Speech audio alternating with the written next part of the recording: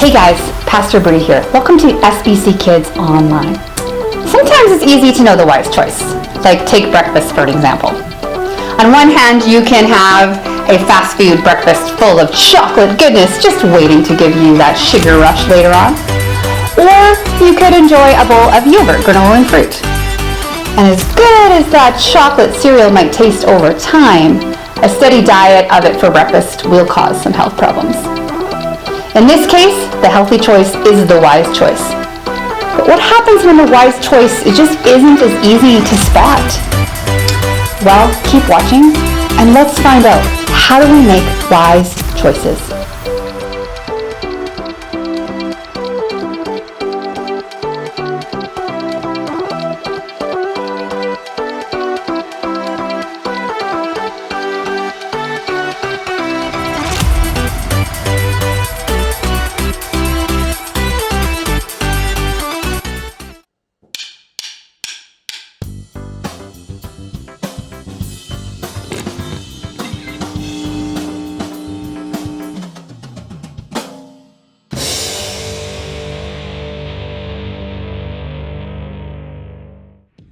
What do you do when you need to find something?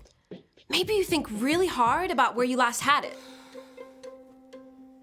Then you look everywhere.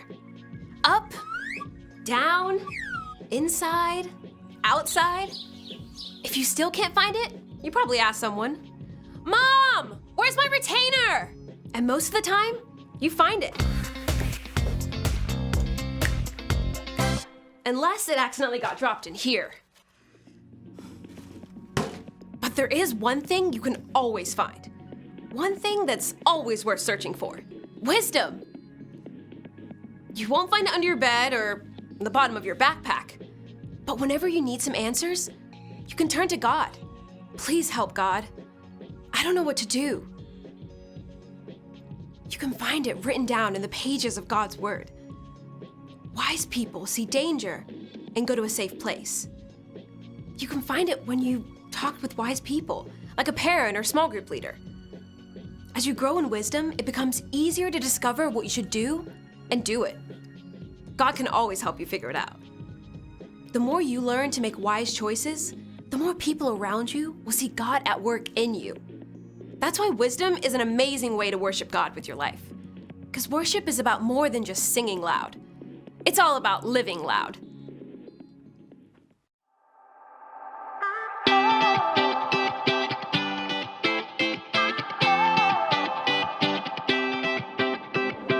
Whenever I need some answers, God, I turn to you.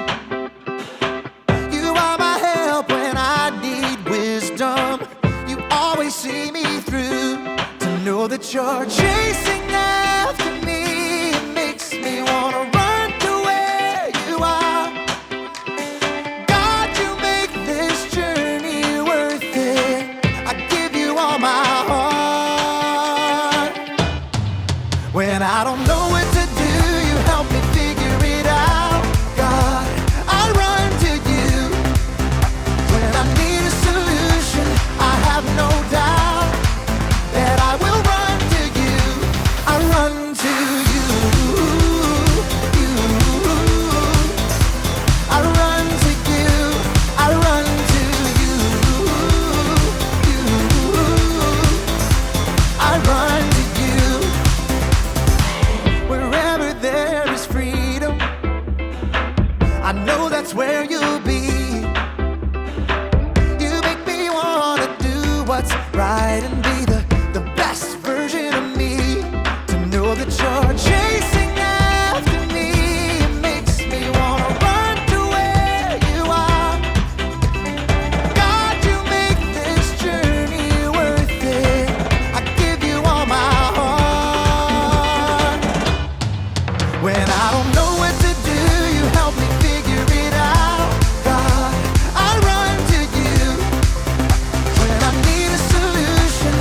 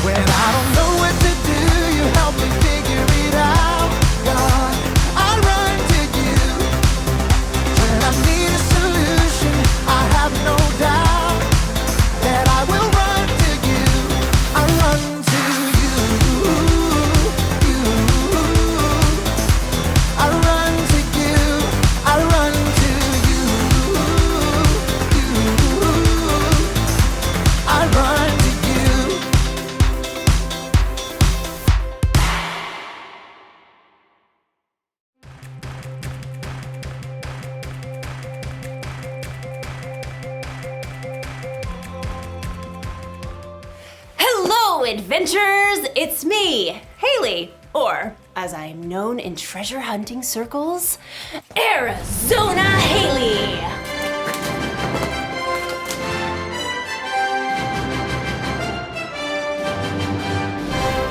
Or just Haley is fine. That's also fine. Today, we're hunting for treasure. Not just any treasure, mind you. The treasure of wisdom.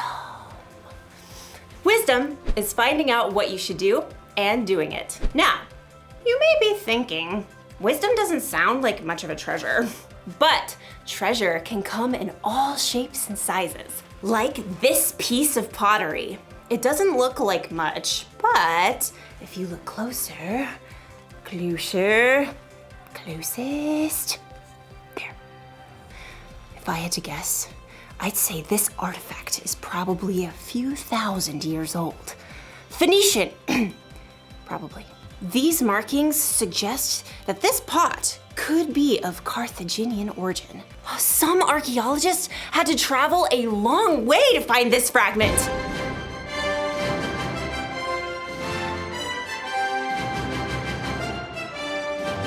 Who can say how much this piece is worth? I'm thinking 14, 15, $7.49.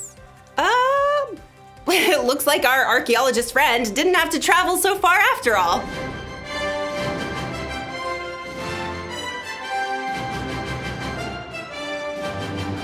You see, you can find treasure anywhere. You can find it halfway across the world. Or you can find it at Frank's Pottery Emporium. Wisdom can be like that. For some wisdom, you may have to dig really deep or travel really far. But other times, like in today's story, wisdom is closer than you think. Ooh, I wonder what era this is from. Oh, this is just my coffee. Now that's what I call treasure. I'll see you soon when I am much more caffeinated. Bye. The Bible. It's 66 books of history, stories, letters, and poetry that fit together to form God's one big story. The epic adventure of how He created us and loves us so much that He made a way to rescue us. As we travel through the Bible, from Genesis to Revelation, we discover people who met God and found their lives changed forever. Now, for an amazing story, inspired by the book of Luke, chapter 2, verses 41 through 52. When God sent His very own Son, Jesus, to earth, angels shouted the good news. Fear not, I bring you good news of great joy. Shepherds and wise men journeyed to visit Jesus, and later, Mary and Joseph hurried to Egypt with their young son to keep him safe from King Herod. But Jesus wasn't always a baby or a young child. We don't know much about his early years, but he had to learn to walk and talk just like every other child. Mama. He probably learned from Joseph how to hammer nails and smooth pieces of wood for tables and wheels. We do know one very important story from the time Jesus was a boy. One of Jesus' followers, Luke, wrote it down many years later. He begins, every year Jesus' parents went to Jerusalem for the Passover feast. And when Jesus was 12 years old, they went up to the feast as usual. Lentils, water skins, extra sandal straps. Jesus, run and tell your father we're packed and ready to leave. Yes, Mother. The trip from their home in Nazareth to Jerusalem took several days. Friends and family traveled together. Jesus likely spent the day with his cousins and friends, finding his parents at dinner time. I brought sticks for the fire. I'll start this stew. We should reach Jerusalem by noon tomorrow. We don't know what Jesus thought or felt when he saw the city of Jerusalem perched on the rocky hillside ahead. Years later, he would enter the city to the shouts of cheering crowds. But for now, Jesus was just a boy celebrating Passover with his family. You remember where your cousins live, right? We're staying with them again. I can find it. All week, families celebrated with relatives. Together, they enjoyed the Passover feast. You, O Lord our God, have given us festival days for joy, in remembrance of the departure from Egypt. Blessed are you, O Lord our God. When the feast was over, Mary and Joseph packed and began their trip home along the crowded roads. At the end of the day, they stopped to set up camp. Jesus, can you start the cooking fire? Jesus? I thought I saw him with... No, that was before we left the city. Mary and Joseph searched through the nearby families, settling down for the evening. Have you seen Jesus? Not since he gave me the last potato pancake yesterday evening. No one's seen him. Since Jerusalem. We left him in the city. Frantic, Mary and Joseph hurried back to Jerusalem to search for their missing son. They immediately checked the home where they had been staying. Very sorry, but I haven't seen him. Mary and Joseph crisscrossed the entire city. He loved the honey cakes from that bakery. Excuse me, have you seen a 12-year-old boy about this tall? Dark brown robe. Hair kinda sticks out over his ears. Yes, like that. Sorry, haven't seen him.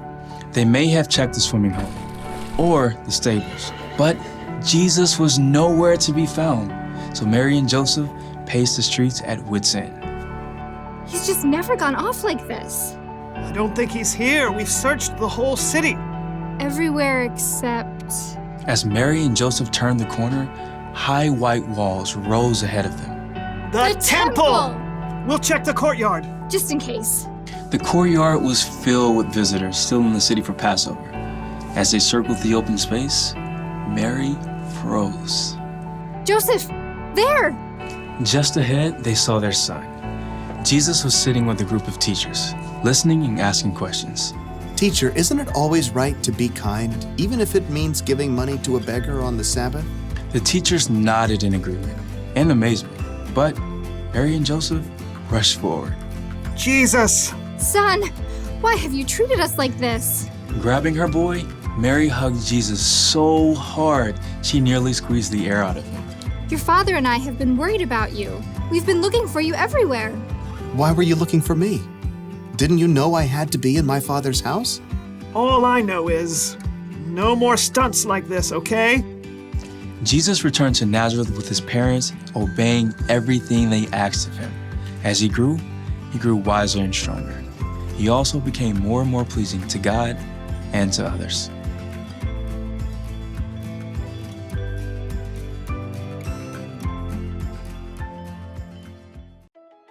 You want to know why wisdom is such a treasure? Because we have so many choices to make in our lives. Wisdom can help us know what to do and when to do it, what to say and how to say it, where to go, who to hang out with, all the choices. Wisdom is a very valuable treasure. So, where do we find wisdom? When Mary and Joseph were searching all over for Jesus, they found him in the temple asking questions and listening to wisdom from the teachers. So maybe we can search for wisdom from our church leaders.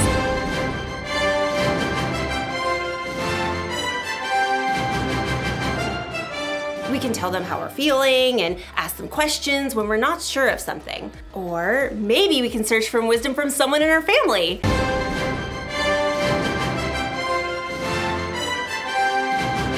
Your family probably knows you better than anyone, and they can help you make tough decisions in a way that no one else can. And there's another place that we can search for wisdom. Ta-da! The Bible is full of God's wisdom. Maybe you have one that looks like this. Or maybe you can find a Bible app on someone's phone, and then you should take some time to read it. Or have someone read it to you. Some people spend their lives searching for wisdom in the Bible. That's because wisdom is worth searching for. That's the one thing to remember today. Wisdom is worth searching for. Travel the world if you can, or look in your own home. But keep searching for wisdom. Valuable treasure awaits! Like this Etruscan urn shard. Ah! Hopefully that wasn't too valuable. Well, I will see you next time on our next adventure. I really hope we have some Etruscan glue.